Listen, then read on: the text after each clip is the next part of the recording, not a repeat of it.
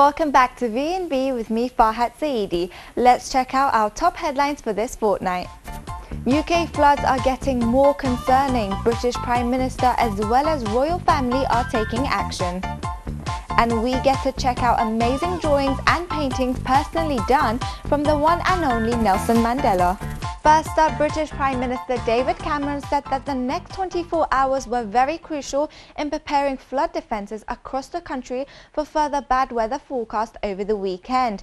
2 people were already killed and 32 people were rescued from a seaside restaurant as storms and strong winds battered Britain, adding more misery to areas already hit by widespread flooding and transport chaos. Still on the flood, Prince William and Harry worked alongside British soldiers to sandbag homes and businesses in the Berkshire village of Datchet near Windsor, which is partially underwater after the Thames burst its banks earlier this week. As I said yesterday, this is a vast national effort where we're bringing all the resources of our country together, and what we do in the next 24 hours is vital because tragically the river levels will rise again, and so every sandbag delivered, every house helped, every flood barrier put in place can make a big difference. Now more from the royal side. The Duchess of Cambridge had her opening in West London School for her charity, the Art Room. The Art Room, of which she has been a royal patron since 2012, is a charity that helps 5 to 16-year-old children experiencing emotional and behavioural difficulties. There are 6 art rooms in schools in Oxford and London, offering art therapy to increase child self-esteem, self-confidence and independence. Catherine studied art history at St Andrews University in Scotland. The visit marks a gradual return to her royal duties since giving birth to her first child, Prince George, July last year. Next for you game addicts, Flappy Bird. I'm sure that rings a few bells. The popular game for mobile devices was removed from online stores on Sunday by its Vietnamese creator, who said its fame ruins my simple life. Mr. Dong, who created the game in just 2 or 3 days, was making as much money as $50,000 a day from the game's advertising revenue. Here's more. The mystery of why the app Flappy Bird, the former most popular free mobile game on both Apple's App Store and Google's Android Play stores, was grounded by its developer is growing.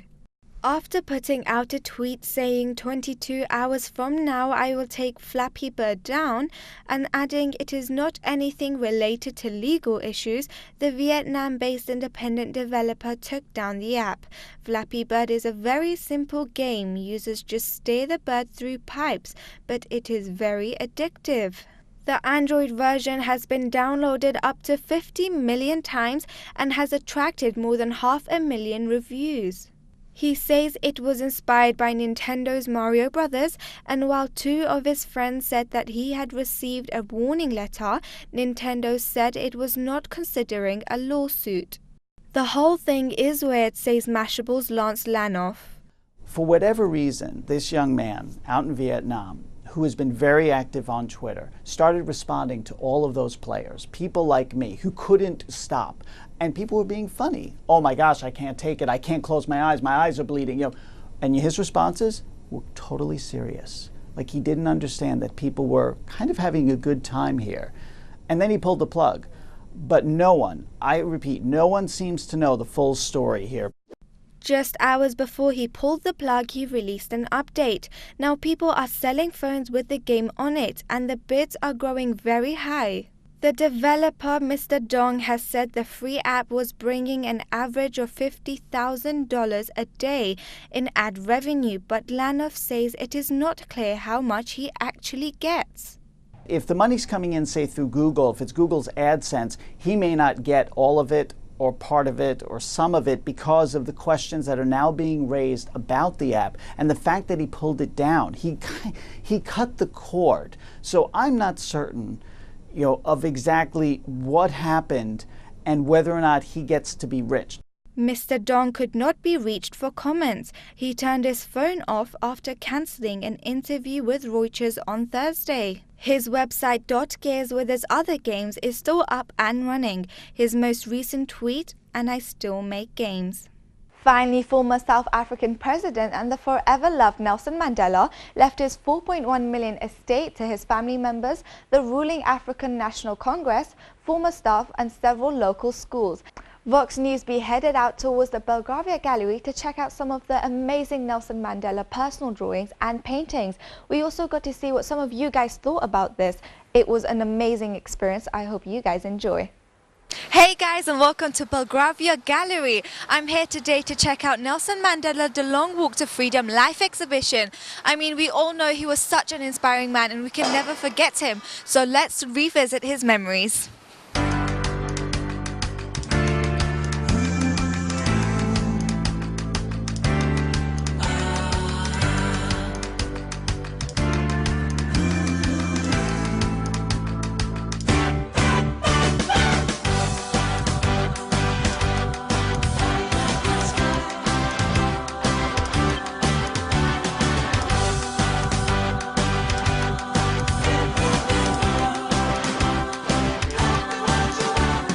Hi, what's your name? Nell. Nice to meet you now. How are you finding the exhibition today? Excellent. Yeah, what have you learned? I've learnt that Nelson Mandela was a very good artist, but he never got to be a real one. Oh, when you think of Nelson Mandela, what comes into your head? I think about the people in South Africa. And what do you think about them? How the brown used to be treated in South Africa. And do you have a favourite piece in the exhibition today? Yeah, the hand doing that. Did you draw a picture of it? Do you want to show us the picture? This is the picture.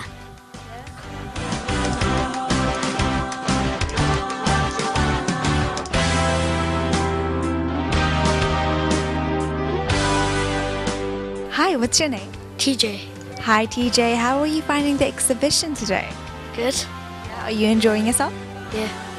What have you learnt from the exhibition about Nelson Mandela in South Africa? He went in jail for 27 years and he got out of prison, then he started drawing like pictures. When you think of Nelson Mandela, what comes into your head? We watched a video of him getting out of prison and we watched a video of when he died. Do you think that was a sad event? Yeah. We lost a great man, didn't we? Yep. Do you have a favourite piece in the exhibition today? The hand one with arm wrestle. Hi, do introduce yourself to our viewers. Yes, I'm Anna Hunter and I'm the owner of Belgravia Gallery, and we launched Nelson Mandela's artwork with him on Robben Island in 2003, and we spent some time with him at his home when he was signing these lithographs. And this is his first drawing that we know about. It was in July 1990, and he was asked, along with some other famous people, to make a little drawing and for it to be sold in aid of Operation Hunger. And here he said to Operation Hunger, best wishes on your 10th anniversary, Nelson Mandela, and the date. And he's drawn a rabbit and a giraffe and a person, and we're not quite sure what this is, and he's signed it. Apparently Winnie Mandela, President Mitterrand and Mrs. Thatcher and a number of other famous people all donated to the same charity. There are a series of drawings of hands which he says tell the story of not so much of his life but the story of his country. And he's written some very powerful words that accompany them. And then in 2002, he did these, the My Robben Island series.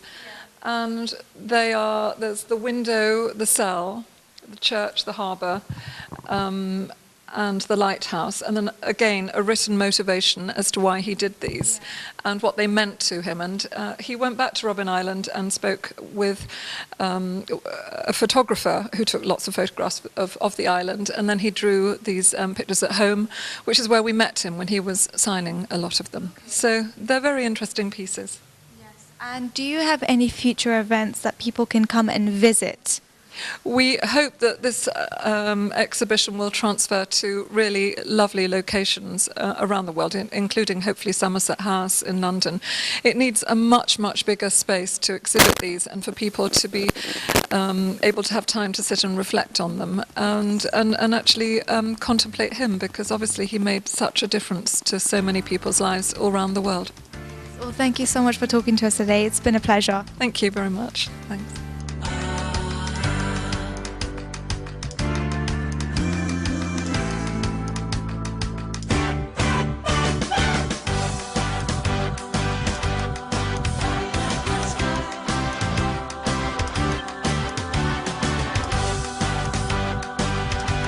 Hi, what's your name?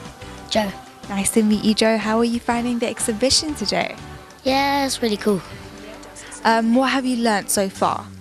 That Nelson Mandela was in prison for 27 years. He was a very good artist. And when you think of Nelson Mandela, is there anything specific that pops into your head? Well, how the whites were evil to the blacks. Have you enjoyed yourself today with all your classmates? Yeah, it's been a wonderful day and I loved it. Well, thank you so much for talking to us, Joe. Bye. When you think of Nelson Mandela, does anything specific pop into your head? Probably like the sign freedom or something like that. Why is that? Because he wanted freedom and he wanted his country to be free. His prison cell, because it's really cool him just looking out of the prison cell out of what was in front of him. Do you think Nelson Mandela was a good artist? Yeah, very good. What have you learnt about him today? That he lived in a town and it was named Kunu, and he buried him there as well. He was in prison for 27 years. It was supposed to be a life sentence, but people protested against it, so he came out. Do you have a favourite piece that he has created today? Yeah. Yeah. Have you drawn a picture of it? I got to. Okay, do you want to show us which one it is? I did that one, and I did this one. And what do you like about them? Well, I like the pictures because they're nice and simple, so it's quite easy to draw, and yeah. Well, you have amazing artistic skills. Do you think you'll come again here with your mum and dad? Yeah, Do you like the exhibition they've put out? totally.